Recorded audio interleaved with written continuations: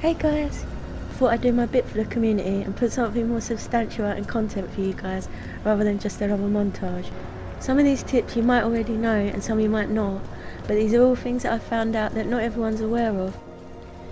Please remember the game isn't out yet, so these tips are based on my experience that I gained playing the private and open betas of the game, and that means that things might change between now and when the full game drops. They're back.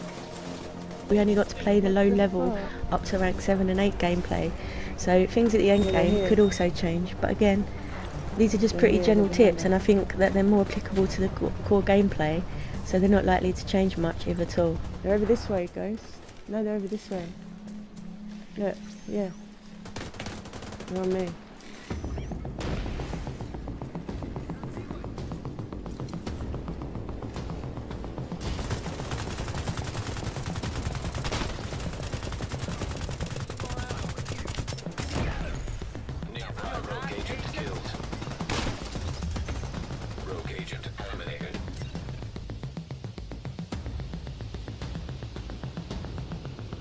Okay, so some of us Division agents like to use a tactic called farming to get the best gears.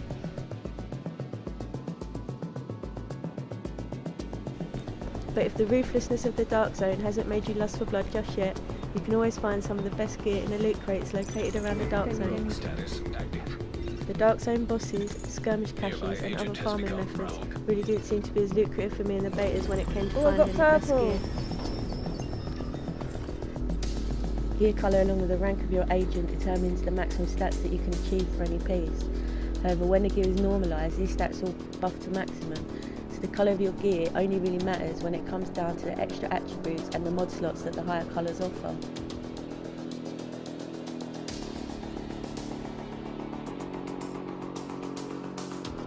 If you blow up your skill before it expires, it comes back quicker.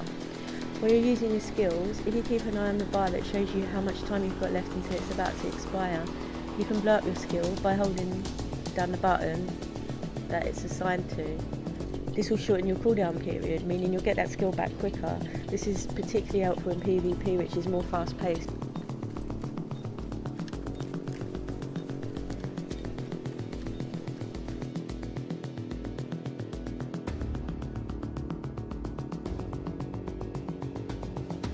You should complete projects that are available at the theatre to craft weapon mods. In the beta you could complete a variety of projects that were available at the theatre to earn blueprints for crafting weapon mods. Obviously you want to think about your build and craft mods that complement it. Mods work differently than in Division 1. They've got a positive and a negative attribute, so don't just add a scope for the sake of having one if it's going to negatively affect your build.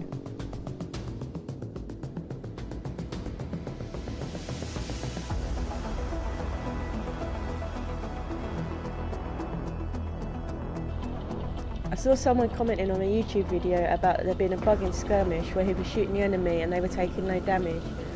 After talking to the guy for a little while, it occurred to me that he didn't realise how boosts operate, so I'm going to quickly tell you what I learnt about them. During Skirmish there are a number of boost points that become active at certain times.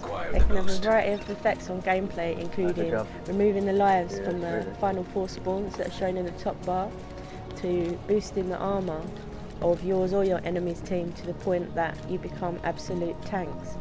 These boosts can help swing the game and are definitely worth going for if you get the opportunity.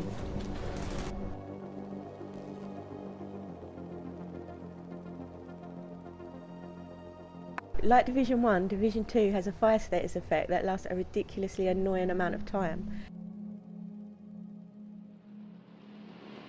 Unlike Division 1 though, you're not completely helpless.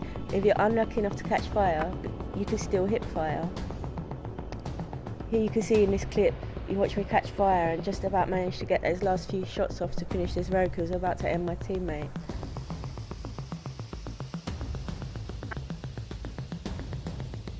Well, if you made it this far, thank you so much for watching my tips for improving your Division 2 gameplay. This is the first video of this kind that I've ever made. So please let me know what you thought in the comments and drop a like and subscribe if you're new. If enough of you enjoy this, I'll make more advanced tips as I progress through the game, and hopefully I'll get a bit more natural at doing this. See you guys in the Dark Zone.